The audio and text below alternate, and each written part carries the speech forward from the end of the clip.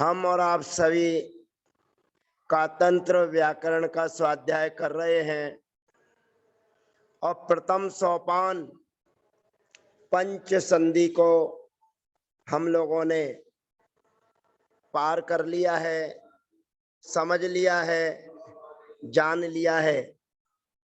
अब उसके बाद में दूसरा सोपान हमारे पास में है विभक्तियों का, जिसकी भूमिका अभी बन रही है। और भूमिका बनते हुए हमारे बीच में सबसे पहला सूत्र आया जिसने लिंग संज्ञा की, क्योंकि जो दूसरा अधिकार चल रहा है उस दूसरे अधिकार में शब्दों की लिंग संज्ञा होती है। लिंग संज्ञा करने के लिए हमारे बीच में आया भूमिका बनाने के लिए 125 नंबर का सूत्र। और 125 नंबर का सूत्र कहता है कि अर्थवत जो भी शब्द हमारे बीच में है उस शब्द का कुछ ना कुछ अर्थ होना चाहिए।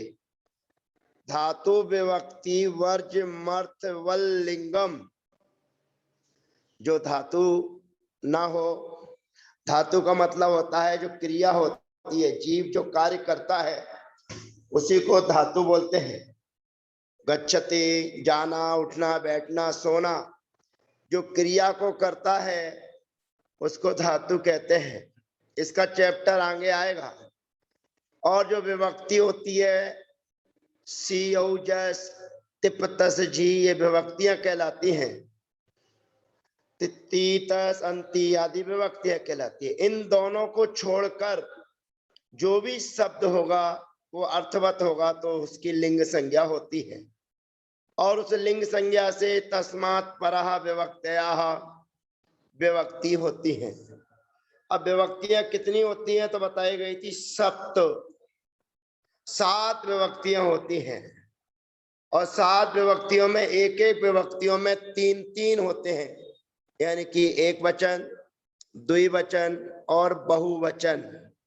एक व्यक्ति के लिए अगर कहा जाए तो एक वचन का प्रयोग, 2 व्यक्तियों के लिए कहा जाए तो द्विवचन का प्रयोग, और बहुत सारे हों तो उसके लिए बहुवचन का प्रयोग किया जाता है। ये इसकी संज्ञाएं निर्धारित हैं।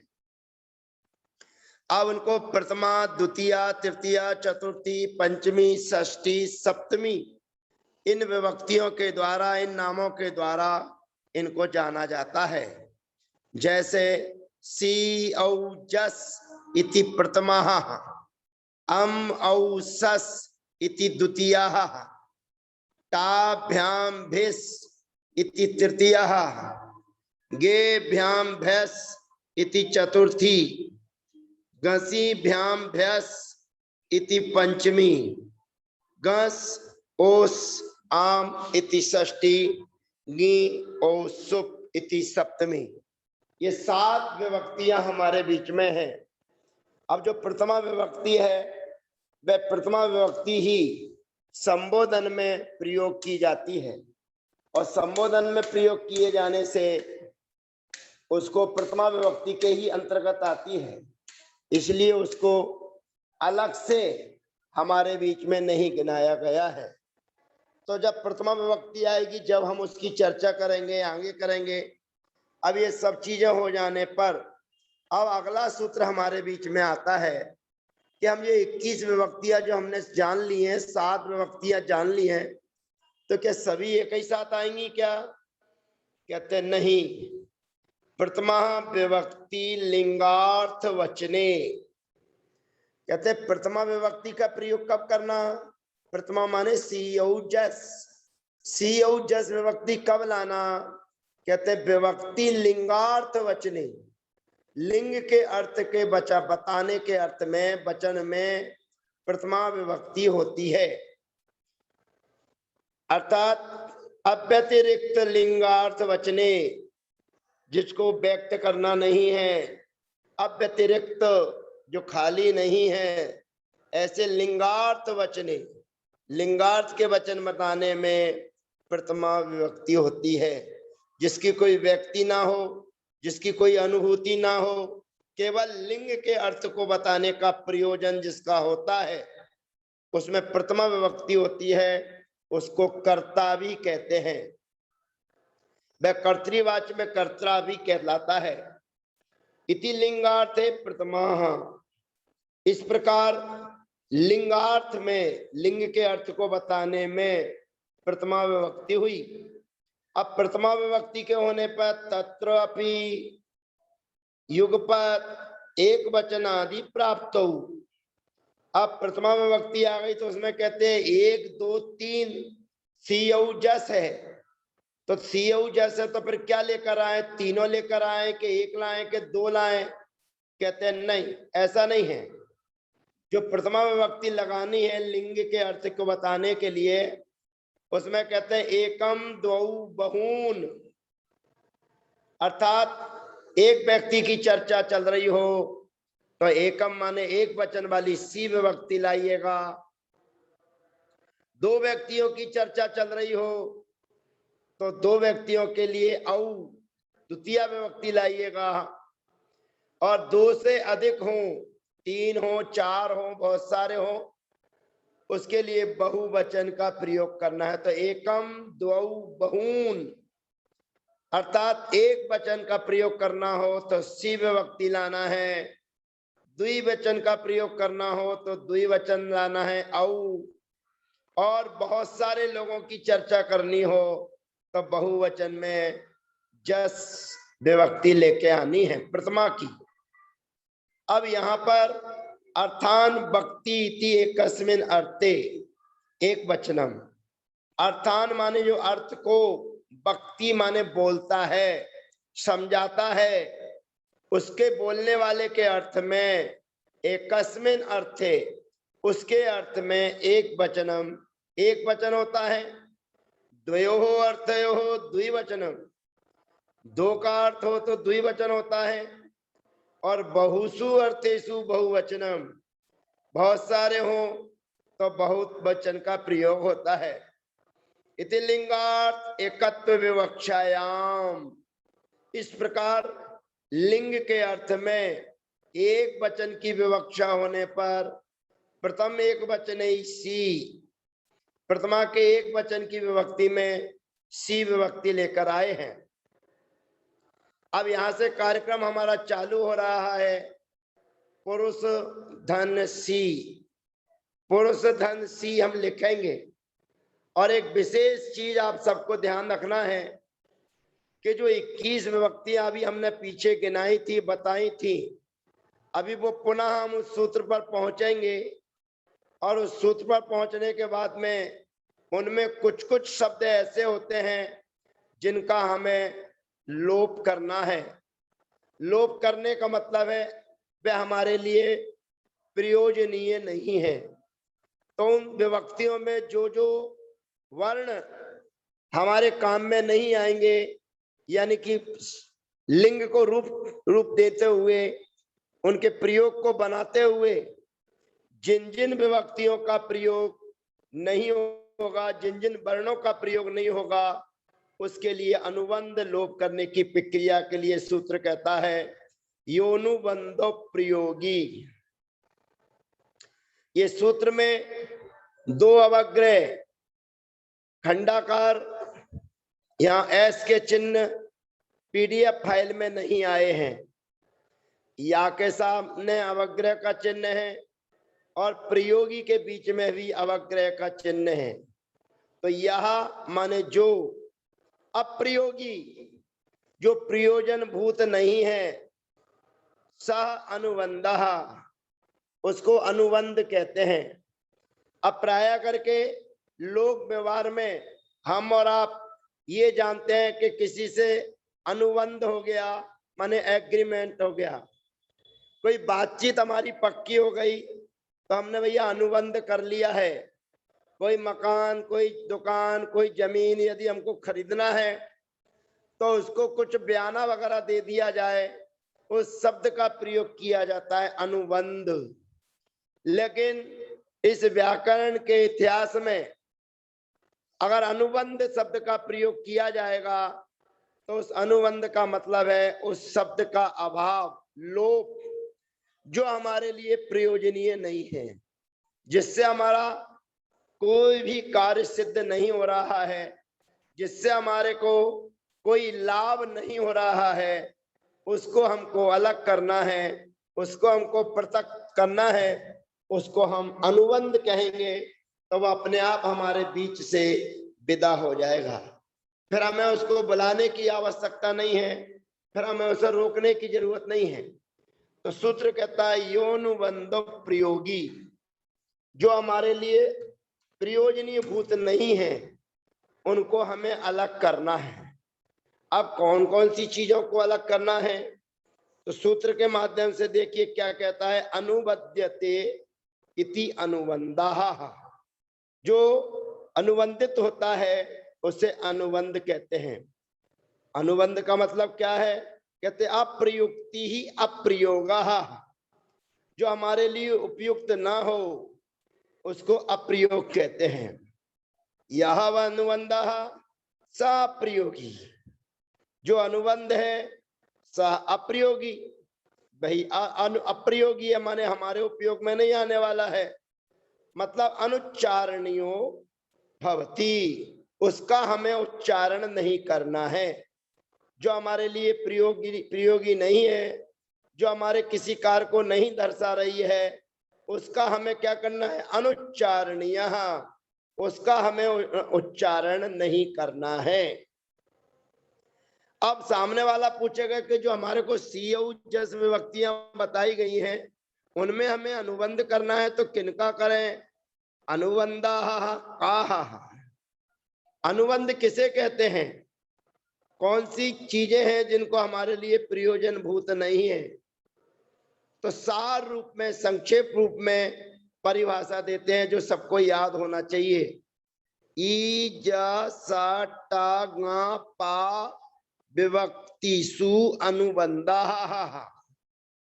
ई ज सा टा गा पा विभक्तिषु अनुबंधः, ये जो लिखा हुआ है वार्तिक सी अनुबंधः का के आगे, तीन विभक्तियों में सबसे पहले कहा है ई, उसके बाद में लिखा है जा, फिर लिखा है सा, फिर लिखा है टा, फिर लिखा है गा, फिर लिखा है पा। इनका सबका अनुबंध करना है। अब इनका अनुबंध करना है तो इनका अनुबंध में जैसे हमारे पास में सबसे पहली विभक्ति है सी, तो सी में से हमें ई का अनुबंध करना है, और ई का अनुबंध करेंगे तो हमारे सामने केवल सा बचेगा। फिर हमारे सामने आता है जस, बहुवचन, तो जस में से जा का अनुबंध करेंगे तो हमारे पास में बचेगा अस। फिर द्वितीय विभक्ति में आती है सस, तो सस में से तालव्य सकार का अनुबंध करेंगे तो हमारे पास में बचेगा अस। फिर तृतीय विभक्ति में टा आएगा, टा, तो उसमें से टा का अनुबंध करेंगे तो हमारे पास में बचेगा आ। फिर चतुर्थी के एक वचन में गे, पंचमी के एक वचन में घसी, षष्ठी के एक वचन में घस, और सप्तमी के एक वचन में गी। ये शब्द हमारे बीच में आया तो उसमें गा है, तो उस गा का अनुबंध हो जाएगा, तो गे में से अनुबंध होगा तो ए बचेगा। घसी में से गा और ई दोनों का अनुबंध हो जाएगा तो अस बचेगा, और उसके बाद में घस में से गा का अनुबंध हो जाएगा तो अस बचेगा, और घी विभक्ति में से गा का अनुबंध होगा तो ई बचेगी। फिर सामने वाला प्रश्न करता है कि जैसे सी में से ई का अनुबंध किया, घसी में से गा और ई का अनुबंध किया, ऐसे गी जो सप्तमी विभक्ति आई है उसमें गा का अनुबंध कर दो, और ई का भी अनुबंध कहा है तो ई का भी अनुबंध कर दो। कहते हैं ऐसी बात नहीं है भैया, अगर हम ई का भी अनुबंध कर देंगे तो बचेगा ही क्या, फिर हमारे पास में कुछ भी विभक्ति नहीं रहेगी। इसलिए सप्तमी के एक वचन में केवल ग का अनुबंध होगा, उसकी ई का अनुबंध नहीं होगा। अब ये कह रहा है योनुबंधो प्रयोगी, अब उसके बाद कह रहा है तो विभक्तियों की चर्चा होगी कि विभक्तियों में आपको ई, जा, सा, टा, गा और पा इनका अनुबंध करना है। ये छोटी सी परिभाषा है जिसको याद रखिएगा। एवं अन्य पी, ये आगे की जो परिभाषा है उसको स्मरण कीजिएगा। एवं अन्य पी, यहाँ पर पी के पहले अवग्रह का चिन्ह है। इस प्रकार अन्य स्थानों पर भी अनुबंध करना चाहिए। जैसे इंग, इसमें ग का अनुबंध कर दीजिए तो धातु का प्रयोग बनेगा अदिते। ऐसे डुक्रिय करने धातु में या और डू का अनुबंध कर दीजिए। इस प्रकार से अनुबंध हमको करना है। अब हमारे सामने स्थिति है पुरुष धन सा, प्रथमा के एक वचन में पुरुष धन सा। अब इसका हम अनतिक्रमण कर लें। पुरुष में रहने वाला जो आकार है उसको निकाल के बाहर रखेंगे, हमारे को बड़ी सुविधा मिलेगी। तो अब सभी लोग लिख लीजिए पुरुष धन आ धन सा। जो सी था उसमें से ई का अनुबंध हो गया तो सा बचा है। और सा कहने का मतलब है कि वो बिना स्वर के है। उसको आप लंगड़ा मत बोलिए, उसको आप व्यंजन मत बोलिए, व्यंजन बोलिए। उसको आप हलंत मत बोलिए, उसको आप आधा नहीं बोलिए। आधा बोलेंगे, लंगड़ा बोलेंगे, ये सामने वाले का अपमान है। जो वो व्यक्ति जैसा नहीं है उसको आप अपनी भाषा में आधा, लंगड़ा इत्यादि शब्दों का प्रयोग करके अपनी सभ्यता को नहीं दर्शाते हैं। तो फिर आप पूछेंगे कि इसको क्या बोला जाए, तो उसको बोलने के लिए आपके यहाँ निर्धारित है व्यंजन। जो सा है वो व्यंजन है। पुरुष शब्द में से हम सा में रहने वाले आकार को बाहर निकालेंगे तो पुरुष जो लास्ट में सा रहेगा वो व्यंजन रहेगा और उसके सामने रहेगा आ, क्योंकि ये आकार के रूप चल रहे हैं। और सामने सी में से सा बचा है। अब हमारी स्थिति है पुरुष धन आ धन सा। अगला सूत्र आ रहा है जो हमारे काम का है। ये अभी तक की हमारी भूमिका रही। अब 130 नंबर का सूत्र जो मुख्य है वो हमारे बीच में आ गया काम करने के लिए। रेप शोर विसर्जनिया, हाँ, रेप शोर विसर्जनिया अर्थात पदांत में रहने वाला रेप, रेप माने रा, और विसर्जनीय माने दो बिंदियां। तो रेप शोर, शोर माने शकार, तो रा अथवा सा, कौन सा सा? दंत सा। उस रा के स्थान पर अथवा दंत सकार के स्थान पर विसर्जनीय है। ये विसर्जनीय का देखिए एरो बना हुआ है, उस एरो पर दिखने वाली चीज दो बिंदियां, उसको विसर्जनीय कहते हैं।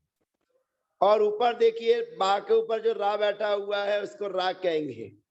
तो रेप और सो, सो माने सा, इन दोनों के स्थान पर विसर्जनीय आदेश होता है। शर्त क्या है? कहते विरामे व्यंजनादौ च, विराम हो अथवा व्यंजन आदि होने पर, व्यंजन जिनके आदि में हो। तो व्यंजन कहाँ मिलेगा? कहते भ्याम आदि विभक्तियां जब आएंगी तो वहां पर व्यंजन मिलेगा। सुप विभक्ति आएगी वहां पर भी व्यंजन मिलेगा। अब सी विभक्ति आई हुई है तो सी विभक्ति भी व्यंजन है, लेकिन सी विभक्ति का यदि हम अभाव कर देंगे तो यहां पर विराम मिलेगा। लेकिन सी विभक्ति को हमको विसर्ग करना है, उस सी के सामने कोई भी चीज नहीं है जिसको हमें करना है। तो हमें किसको करना है? जो सी, सी सा, उस सा के सामने कोई भी वर्णन नहीं है। किसी के सामने कोई वर्णन नहीं होता है, उसी को विराम कहते हैं। तो कहते विरामे व्यंजनादौ च, विराम हो अथवा व्यंजन आदि में हो, रेप सकारी और, रेप माने रा और सकारी और माने सकार को, विसर्जनीय हो भवती, विसर्जनीय आदेश हो जाता है। कहते किसे कहते हैं विराम? परिभाषा याद कीजिएगा, पर वर्णाभावो विरामः, सामने उसके कोई भी वर्ण ना हो उसको विराम बोलते हैं। पर वर्ण अभावो विरामः, ये परिभाषा आपको याद होना चाहिए, पर वर्ण अभावो विरामः। अथवा अथवा यद अनंतरम वर्णांतरम न उच्यते सा विरामः, ये दोनों परिभाषाएं सभी को याद होना चाहिए, पर वर्ण अभावो विरामः और अथवा यत अनंतरम वर्णांतरम न उच्यते स विरामः, जिसके बाद कोई वर्ण न हो उसको विराम कहते हैं। तो जो सी विभक्ति में से ई का अनुबंध हो गया था उसको विसर्ग कर देंगे, और पीछे हमारे पास में 25 नंबर का सूत्र था, क्योंकि अभी हमने 23 नंबर का सूत्र लगाया, अनतिक्रम्यन विश्लेषित। फिर 25 नंबर का सूत्र हमारे सामने आ जाता है, व्यंजन मस्वरम परवर्णम नयेत। तो अनतिक्रम्यन विश्लेषित, फिर व्यंजन मस्वरम परवर्णम नयेत। तो जो पुरुष शब्द में से हमने आ निकाल के बाहर रखा था, उस आ को पुनः उसी में जोड़ देंगे, और जोड़ने के बाद में जो विसर्ग किया है उसको उसके सामने रख देंगे। तो हमारा पहला प्रयोग बन जाएगा पुरुषाहा। ये पहला प्रयोग हमारा बन गया पुरुषाहा, पुरुष शब्द की सिद्धि हमारी हो गई पुरुषाहा। एक बार और सामान्य से समझ लीजिए, पुरुष धन सी, 129 नंबर के सूत्र योनुबंधो प्रयोगी, योनुबंधो प्रयोगी, जो हमारे लिए अप्रयोजनीय है उसका अनुबंध होता है। तो अनुबंध किसका किया हमने? सी विभक्ति में से ई का अनुबंध किया। अब जो सा है वो व्यंजन है, जो भी बिना स्वर के व्यंजन होते हैं, जो भी वर्ण होते हैं उसका उच्चारण हमें व्यंजन बोल के करना चाहिए। और जब हम आपसे कहेंगे कि सा, तो आप ये समझिए कि वो सा माने व्यंजन। अगर उसमें कोई स्वर बैठा होगा तो हम बोलेंगे स्वर सहित शा। ये चीजें आपको ध्यान रखना है। जैसे पीछे अवाह स्वरे सूत्र आया था, अक्षेंद्रिय और नित्यम सूत्र आया था, उस समय उन सूत्रों से अब आदेश होता था। तो उस समय हमने उच्चारण करके आपको बताया था कि अब आदेश स्वर सहित है, यानी कि आकार सहित है। अब आकार सहित कहने से उसमें तीन चीजें हो गई, आ, वा और वा में आ, उसको कहेंगे अब। और जो ओ अब और औ आव से आदेश हुए थे, वहां केवल अब और आव माने कि दो थे, एक आकार और एक वा। अब पुरुषा शब्द हमारी बन गई है, सिद्धि हो गई। अब तथैव उसी प्रकार लिंगार्थ द्वित्व विवक्षायाम द्विवचनम, लिंग के अर्थ की विवक्षा में द्विवचन हमको लेके आना है। दो व्यक्ति हमारे सामने हैं, दो पुरुष हमारे सामने हैं, तो हमको अविभक्ति लेकर आना है। और अविभक्ति लेकर आए, उसको सामने रखा। अब पुनः हम पुरुष धन औ, पुरुष धन औ, उसको हमने सामने रखा, और सामने रखने पर पुरुष का फिर अनतिक्रमण किया, पुरुष आ धन औ। अब आ के सामने औ है, तो पीछे सूत्र हम पढ़े हैं, ओकारे औ औकारे च। 40 नंबर का सूत्र है ओकारे औ औकारे च। तो उससे जो आ है उस आ को औ हो जाएगा और औ का लोप हो जाएगा। और फिर 25 नंबर का सूत्र व्यंजन स्वरम परवर्णम नयेत लगाएंगे, हमारा दूसरा प्रयोग सिद्ध हो जाएगा पुरुषौ। पुरुषौ ये हमारा प्रयोग सिद्ध हो जाता है। अब हम जस विभक्ति का प्रयोग अगले सत्र में सिद्ध करने की कोशिश करेंगे। आज केवल दो प्रयोगों को हमने सिद्ध किया है। प्रथमा विभक्ति का एक वचन पुरुषः और प्रथमा विभक्ति का द्विवचन पुरुषौ, ये दो प्रयोग हमारे सिद्ध हुए हैं। अब जस विभक्ति लाएंगे जिसकी चर्चा हम अगले सत्र में करेंगे। तब तक के लिए वंदना। जय जिनेन्द्र। सबको यथायोग अभिवादन।